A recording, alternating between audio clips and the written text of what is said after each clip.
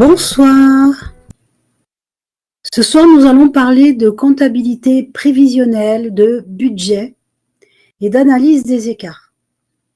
Alors, l'analyse des écarts, attention, ça ne va pas être poussé comme on peut vous le demander en DCG ou en DSCG ou en CEA, d'accord? C'est des diplômes plus élevés en comptabilité. Non, là, on va se focaliser sur les écarts. D'où vient l'écart? Il peut y avoir des écarts de multiples et variés. Donc pour ça, on va partir d'un exercice que j'avais mis en place.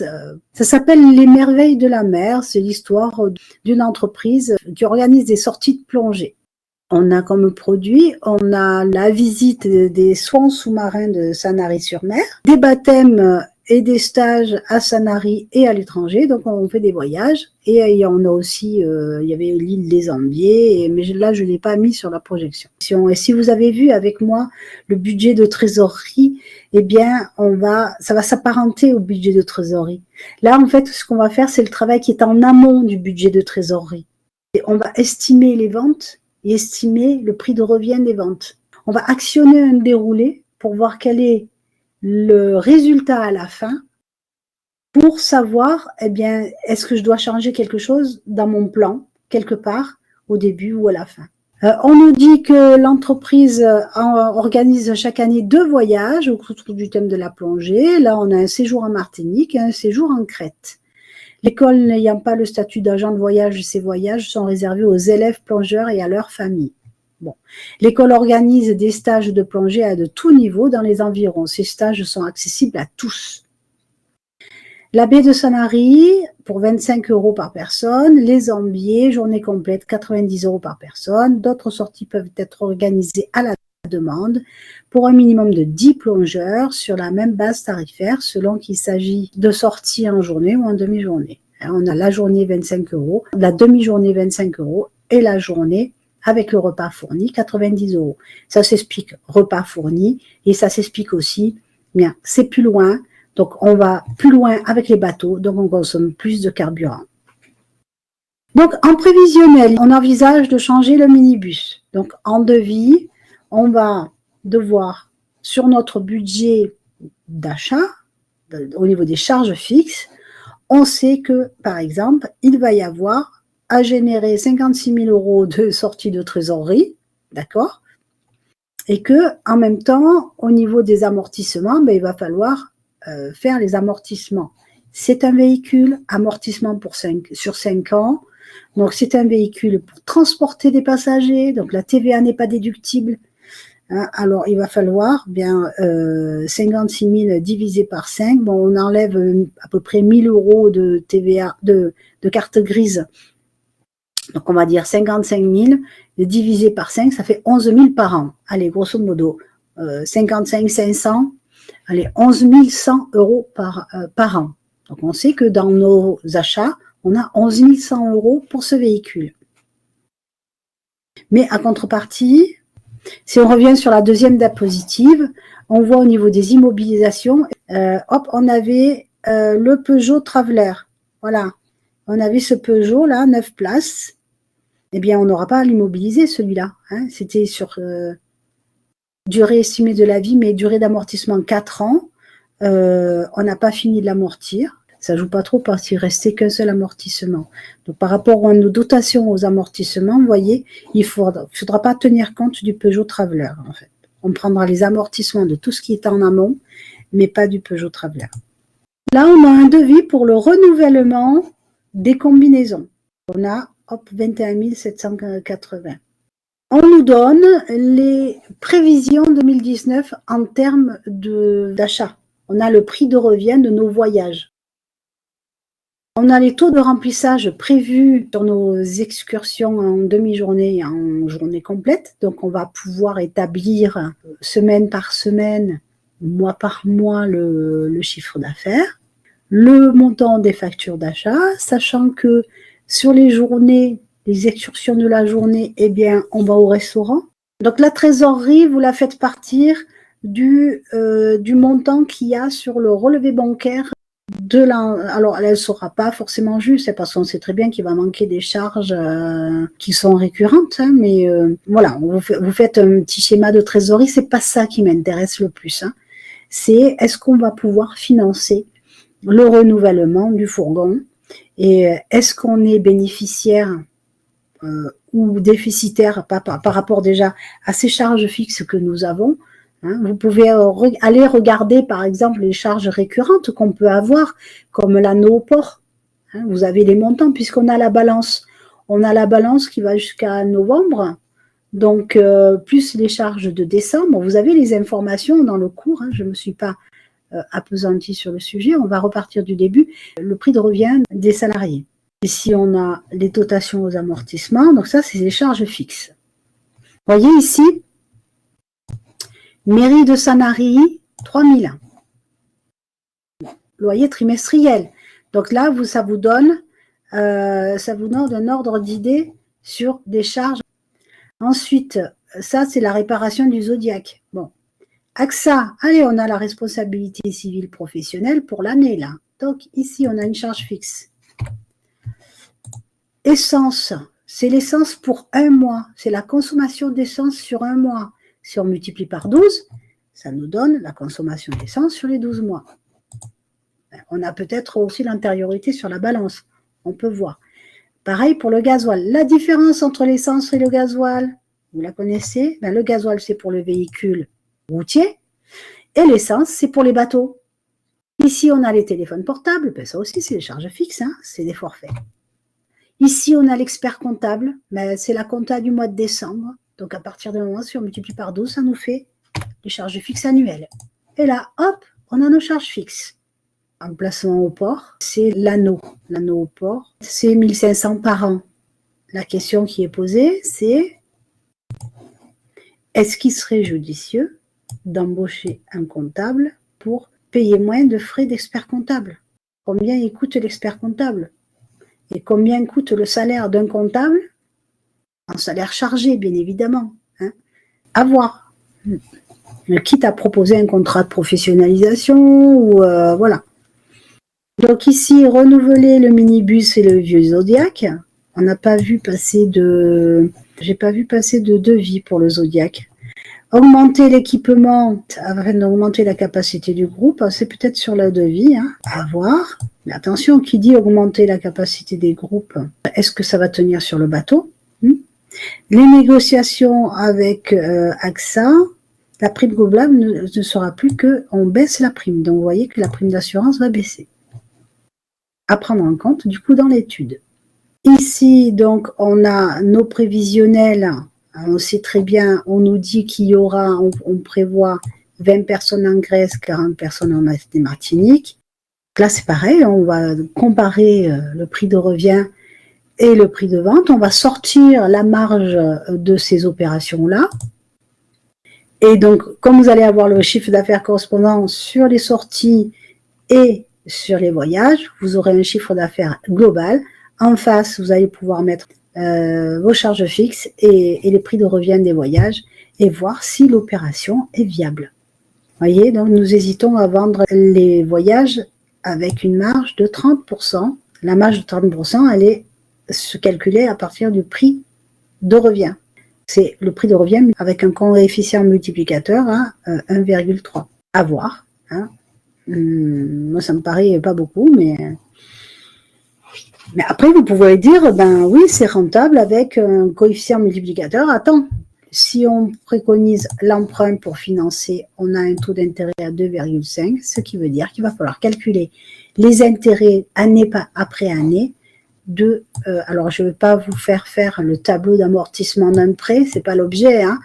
Donc, si la première année, on emprunte, si j'emprunte 50 000 la première année, à l'issue de la première année, je vais avoir 2,5% sur 50 000.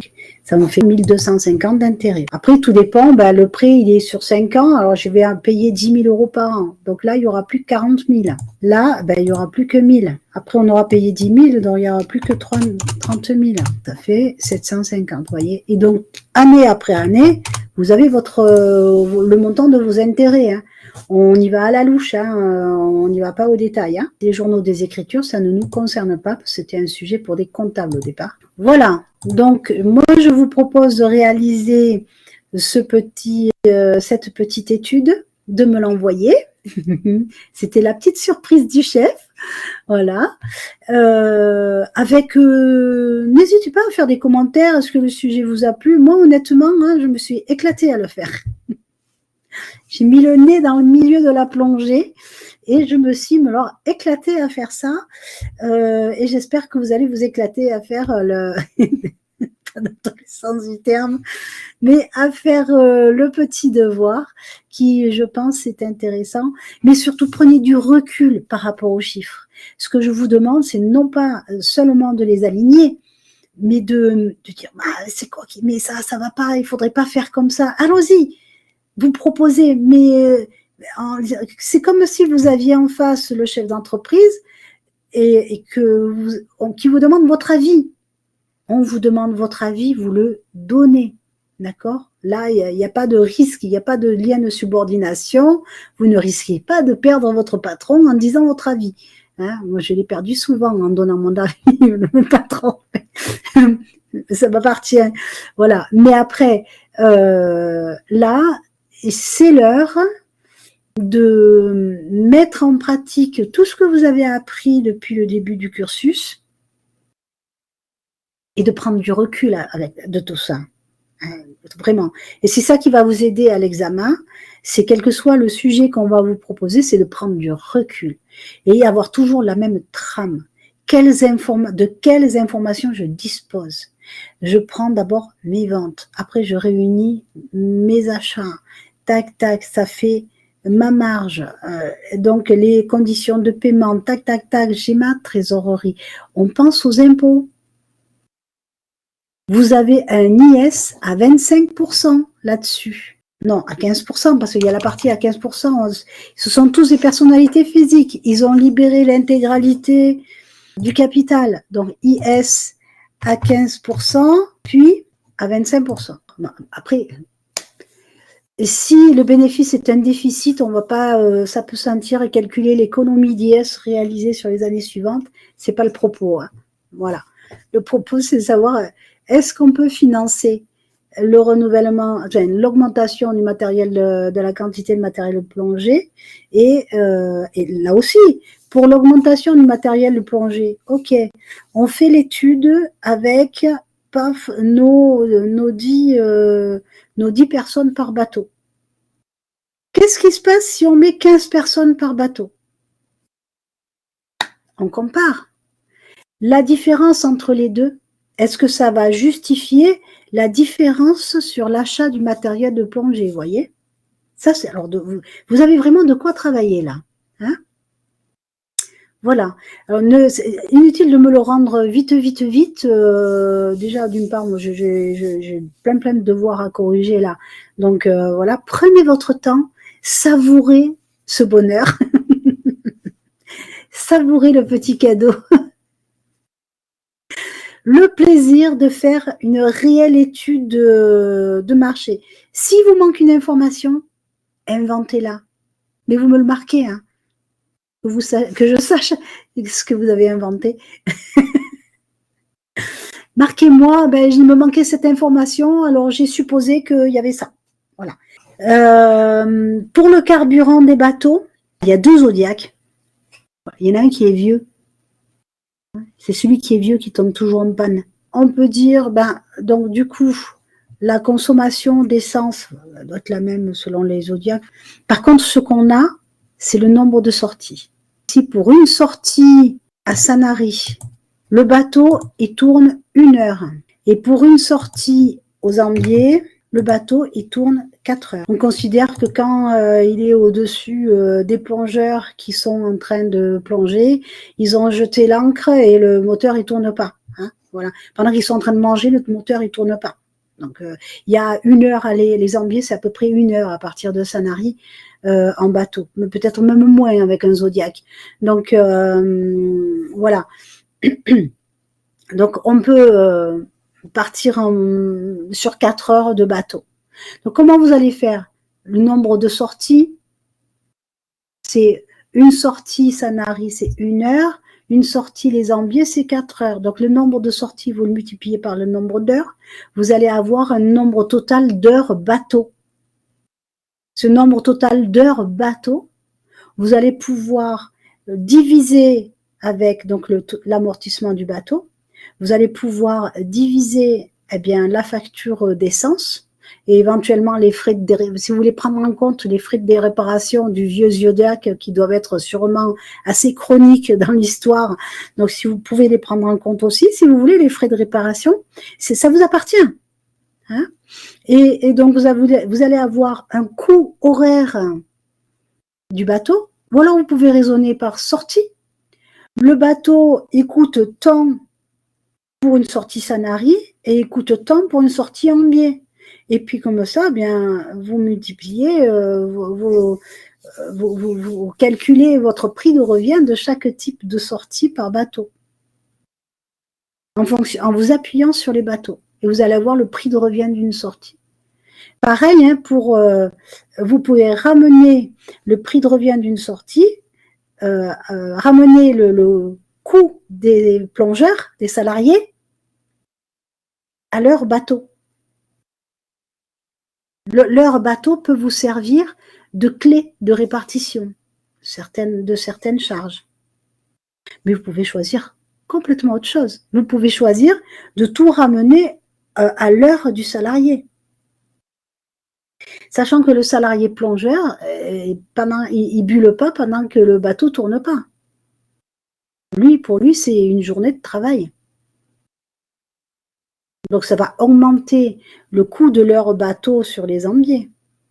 Parce qu'on est à une journée de travail.